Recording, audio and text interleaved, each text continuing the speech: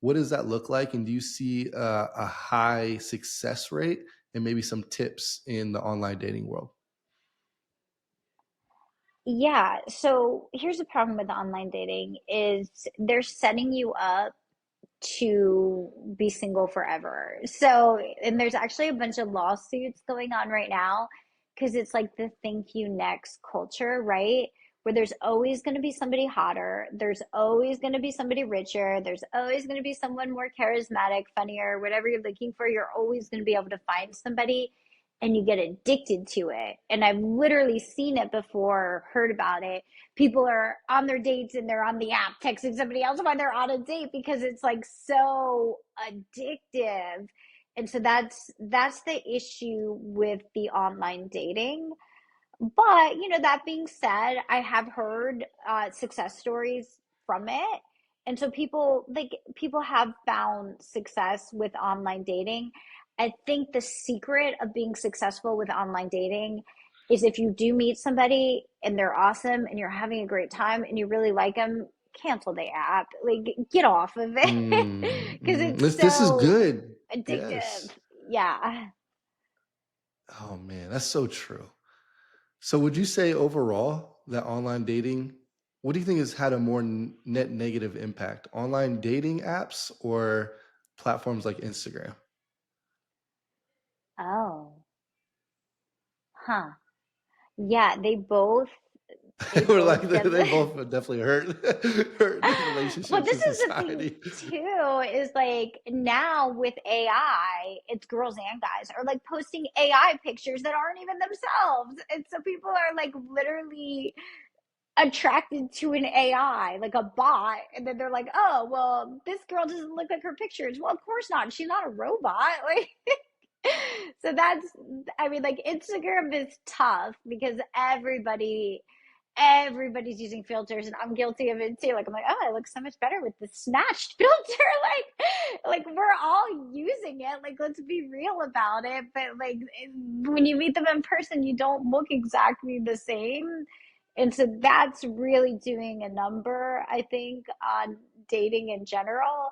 And then yeah, the apps are just getting people. It's like an addiction. It is an addiction. Like I remember when I was single, I was on the apps and as a woman, if you go on the app, you get like 200 guys hitting you up. It's like more than that, even. It's like, oh my God, this is like a full time job. Like it gets exhausting, which is why a lot of the women actually work with us, is because they're like, I don't have time for this nonsense. So, yeah, yeah. But, it is what it is. People have found love through apps, and I don't want to say that you can't because you totally can. hmm Yeah, one of my best friends met his now wife on Hinge. They're incredible. They met originally on Hinge, and then they moved it to Instagram, and that was like kind of the vetting process. Because I feel like Instagram, like nowadays, is almost a resume. And so they saw that they both like fitness, and then I think she DM'd him about a workout, and they started talking, and then it was more natural. So yeah, I think there is some kind of formula that could be more beneficial than just going on kind of almost blind dates with someone that doesn't even look like them in their pictures off of a dating app. But it is an interesting, time now, especially like you said with AI and so many filters that is this real? Is it not? Gosh, so true. I guess Uh, what I want to kind of go ahead.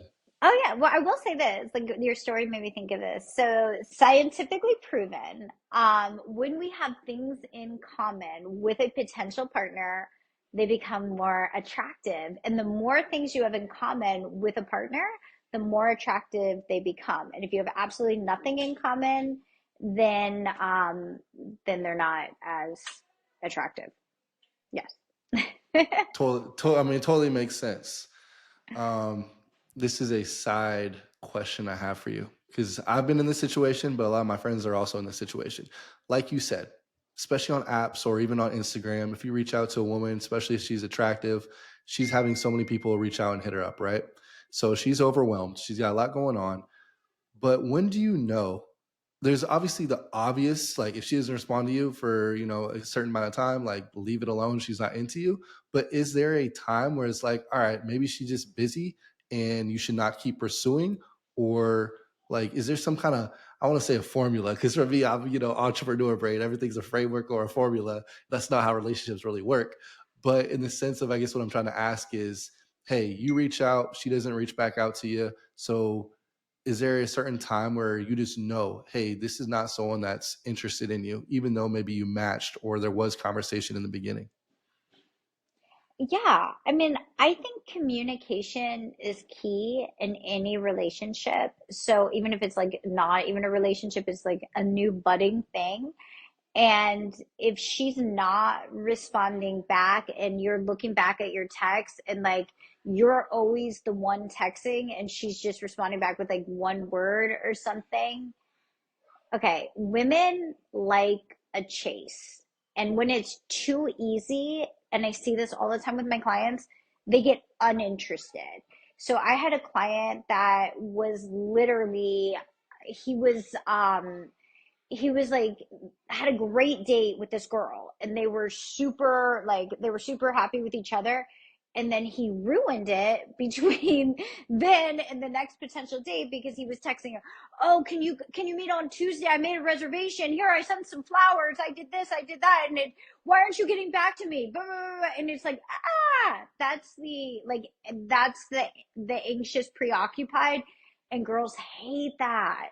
Like it's like, ew, he's desperate, and desperate energy is gross. Nobody wants it. Yeah. So let her chase you. Like if she's not responding, like let it go. And then like maybe 3 or 4 days later, get back to her. But you definitely don't wanna like overdo that.